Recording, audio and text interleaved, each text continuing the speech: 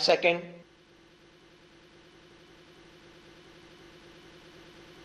Start.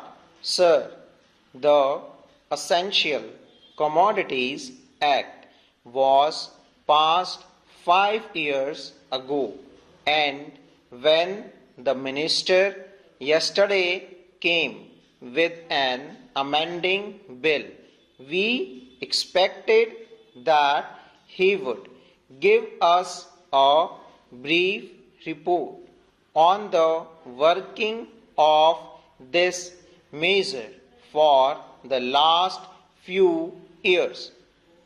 But unfortunately, we are kept in the dark in regard to the exact working of the Act and the nature of the difficulties the minister is facing. Sir, as far as I know, many of the provisions of this enactment have been observed more in violation by his agent at the state level. The food minister may be very earnest, may be very able, and may be very anxious to see that the various provisions of the Act are implemented in the most effective manner at the state level. But unfortunately, his agents at the state level are not equally enthusiastic or equally anxious to observe the provisions of this enactment. The most important objectives of this enactment are to control the supply and distribution of commodities and to maintain a stable price level. In regard to both these aspects, I am afraid that the government has failed to realize the objectives in view. Some time passed when there was scarcity of food grains. Attempts we were made to make procurement from certain wholesale merchants and from rice mills.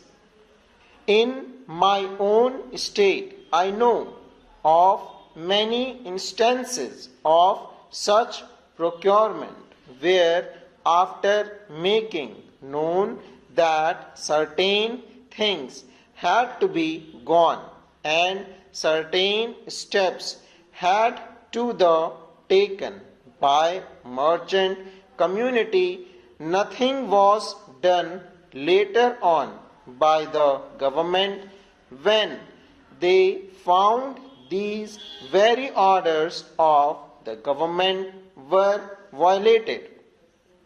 As a result of the violation, there was a consequent rise in the prices of food grains.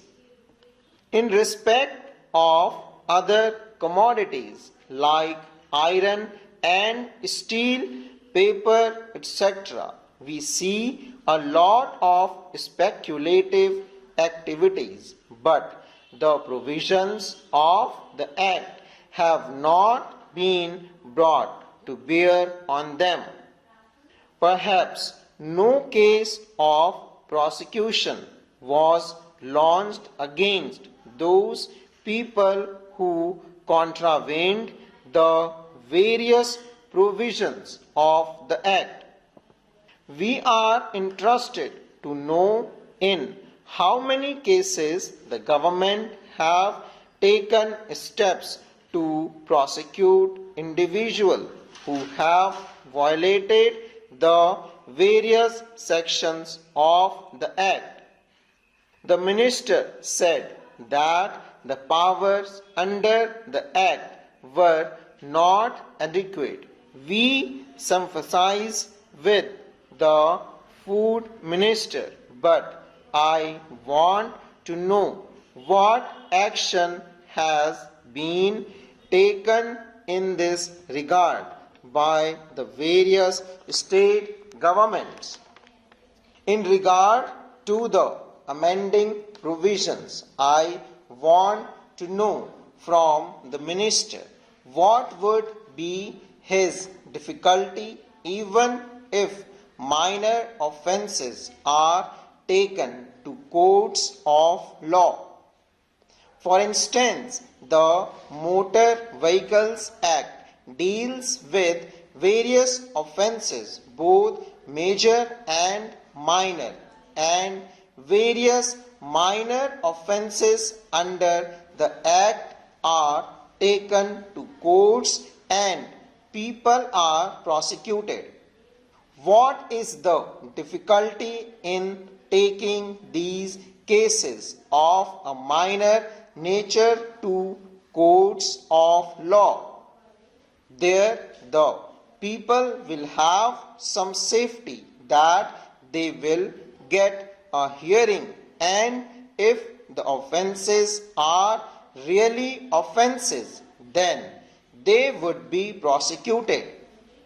Otherwise, they will be acquitted. Here, the minister says that there should be a security deposit. If there is a violation of a particular provision of the enactment, then the executive authority will have the power either to confiscate a part of the amount or the whole of the amount. We are clothing the executive authority with more powers. I do not grudge even powers to the executive authority, provided they are used properly and effectively and in a most fair manner. But unfortunately, there have been discriminations apart from the ineffectiveness of the various provisions.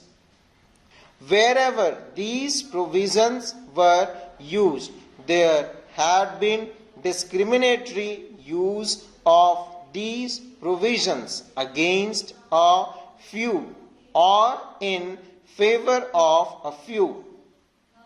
Normally, when officers are clothed with more powers, there is large scope for corruption. I feel that it would be desirable to avoid such malpractices, and it would be desirable, I think, that even for minor offences, the parties should have a chance to defend their actions. I do not think that this problem of dealing with minor offences will become complex or complicated in any way if we take them to courts of law. I want a reply from the minister in what way he is suffering from a handicap in dealing with minor offences or offences of a technical nature. The honourable member made the point that even if this thing was acceptable to the House, he did not know what amount would be demanded as security. So the minister should tell us what amount is normally expected from a licensee in all cases and what the offences are which are of a technical or minor nature which he has in view. We are not told which are major offences and which are minor offences. Clarifications on these points are necessary. I wish that the Act which came into effect long ago was implemented properly. I know that the Minister here is very earnest in implementing it, but his colleagues at the state level and at the central level are disappointing him full stop.